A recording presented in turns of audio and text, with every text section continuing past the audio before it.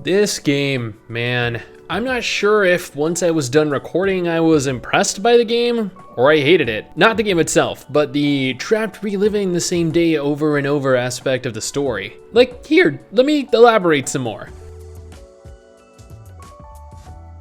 Astral Chronicles is a fantasy JRPG that takes you on a ride throughout the Astral Realm, a world filled with magic and wonder, or at the very least, it had me wondering what was going on. See, the basis of the game revolves around going back in time to the past, reversing time in the past to save your present, which is the future, for the past, abandoning your companions in the future, and then sacrificing them because their past versions will be alive in the new future, which is your current present to be.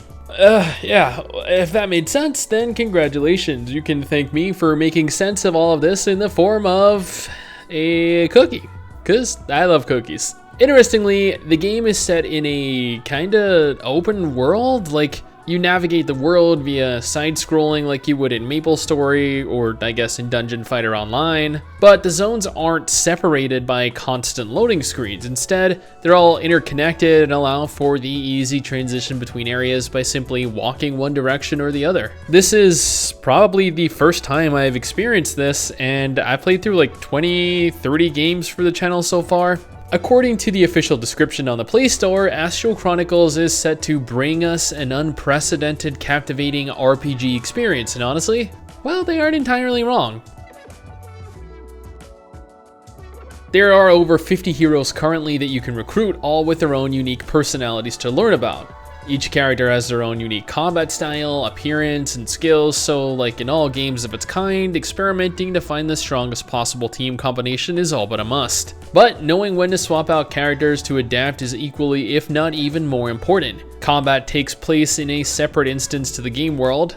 Combat, from what I experienced, took place in two different forms. There were boss battles that triggered as a direct response to the story, and world encounters. Those are monsters that roam the open world that you can run up to, select, and then subsequently begin battles with. It was very different. It played similarly to an old JRPG, where you encounter monsters in the open world and walking into them triggered the encounter. Battle took place in the same side-scrolling form that world exploration took.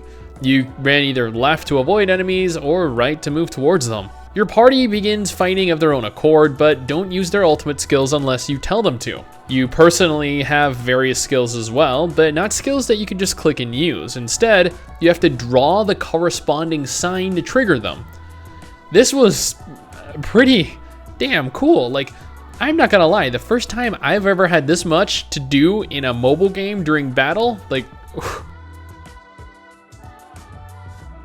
unfortunately, there is no character creation. You play as an actual character, someone already established in the world. Therefore, like all games that have you play as an actual character, there's absolutely no way to customize their appearance, at least their physical appearance. That isn't to say that the game doesn't allow for costumes or other cosmetic items that alter how you look, although honestly, I didn't really see any of those either.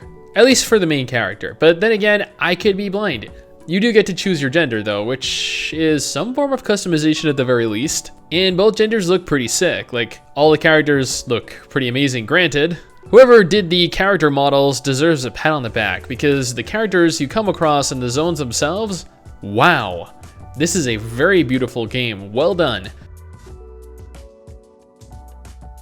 At the end of the day, after I finished playing it, I can safely say that I am confused as to how I feel. I began the game with no idea who anyone was, but apparently they all knew who I was.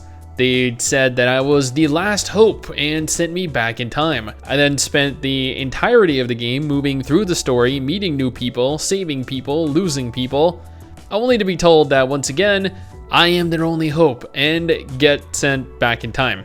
Again, only to appear once again at the same point in time, having to meet everyone all over again, having to save everyone all over again, but this time with the intention of not losing anyone, I guess. And that's the story that I've experienced thus far. I got to keep the non-story related characters that I had recruited, which honestly didn't really make much sense from a story standpoint, but I mean, whatever. Combat was very fun, I'll admit. I enjoyed drawing my skills in the air and seeing them take effect in game. That was pretty cool. All in all, while I ended up a little confused and mildly frustrated at having to repeatedly go through the story again and again, I enjoyed myself.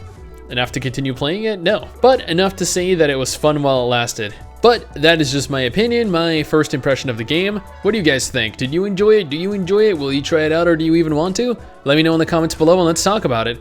Anyway guys, that is it for me. Thanks for watching. Hopefully you enjoyed the video. Don't forget to subscribe for more content like this, and I'll see you all next time. Peace!